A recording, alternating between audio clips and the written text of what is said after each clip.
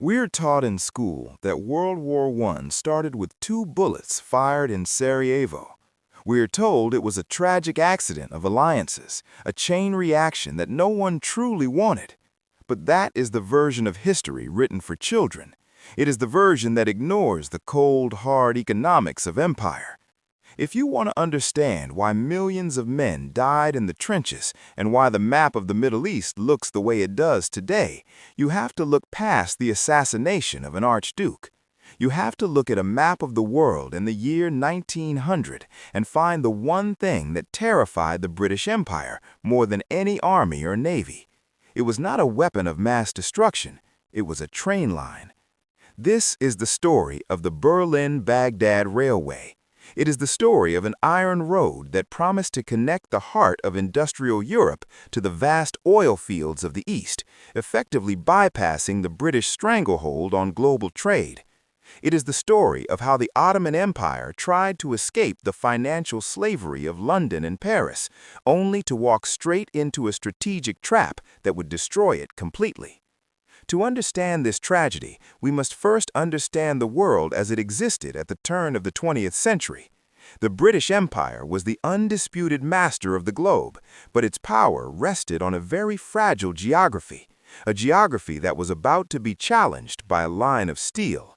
I'm John, and today on Cinematic History Tales, we go beneath the surface of the Great War to reveal the engine that truly drove the world to the brink.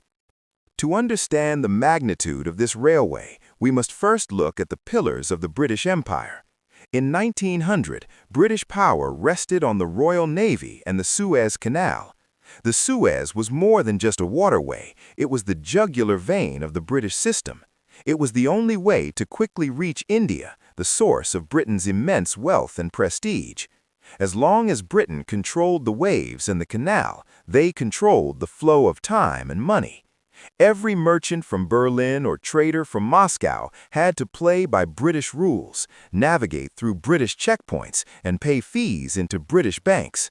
The world was a British ocean, and everyone else was just a guest. But in the heart of Europe, a new industrial titan was waking up. Germany had unified in 1871 and was rapidly outproducing Britain in steel, chemicals, and advanced machinery. German science and engineering were becoming the envy of the world. However, Germany faced a geographical prison.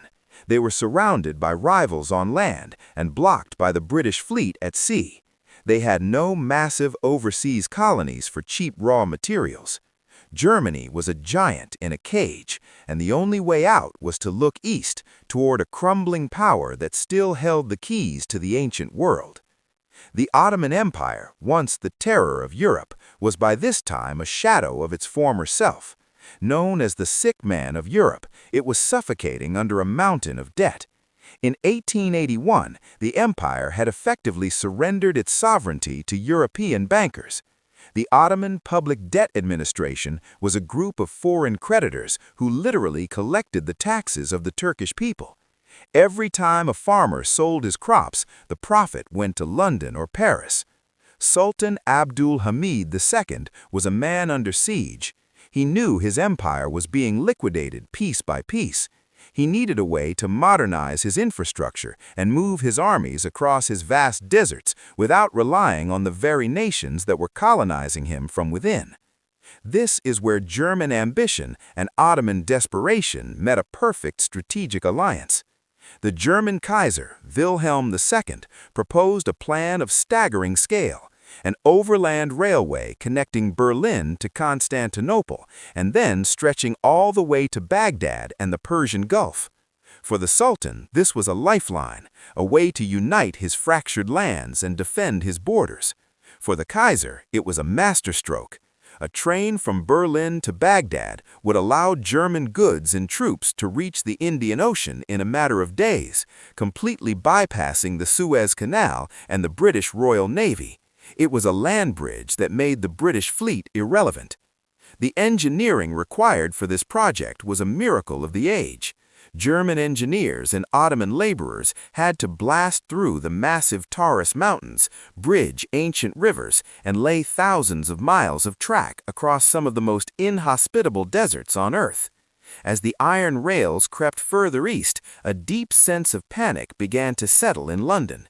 The British strategic planners realized that this was not just a commercial project, it was a dagger pointed at the heart of India.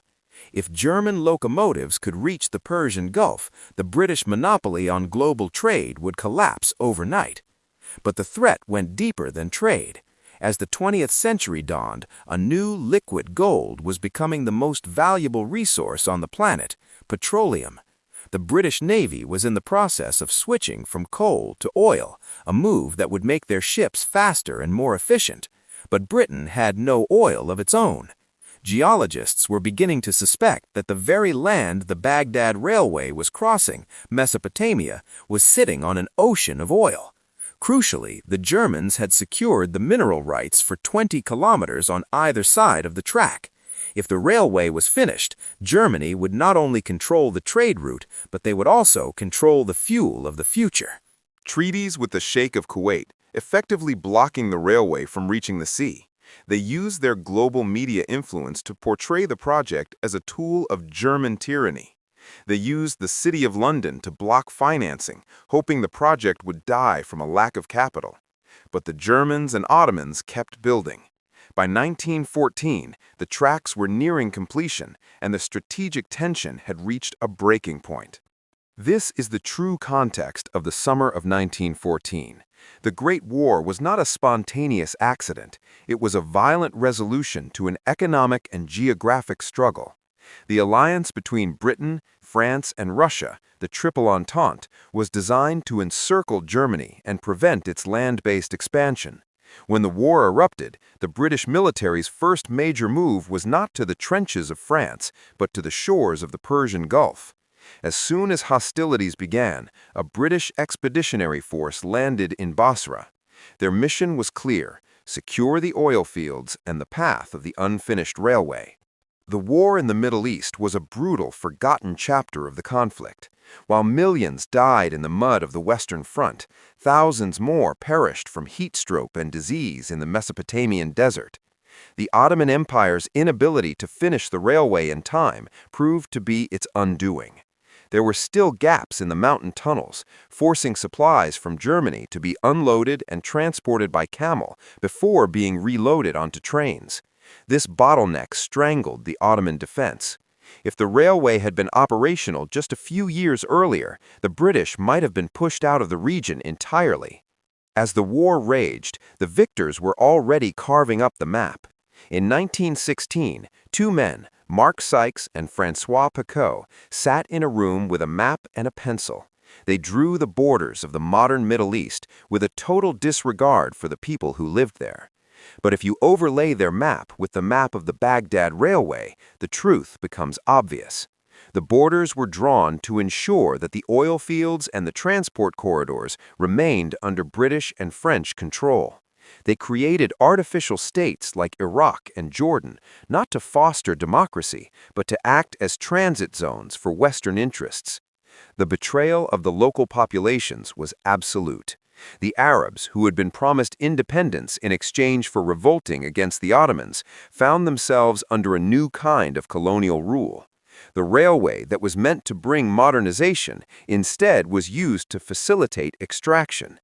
After the war, the British and French preferred a divided and unstable Middle East. They focused on building oil pipelines instead of unified rail networks, because pipelines only serve the buyer, while railways serve the people. The economic unity of the region was shattered, a wound that has never truly healed. The strategic obsession with this corridor did not end with the First World War. In the 1940s, Nazi Germany again looked to the path of the Baghdad Railway as a way to seize the oil of the East. Once again, the British were forced to invade Iraq to protect the supply lines.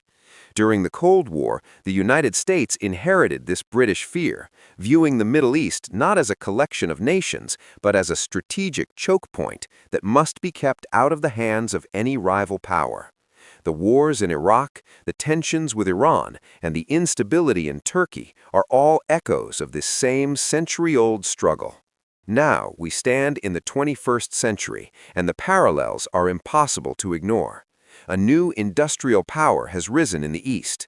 China, much like Germany in 1900, finds itself vulnerable to naval blockades by the dominant empire of the day, the United States.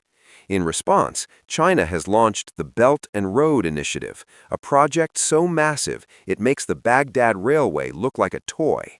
It is a network of high-speed rails, pipelines, and highways designed to unite Eurasia over land, effectively bypassing the American-controlled oceans.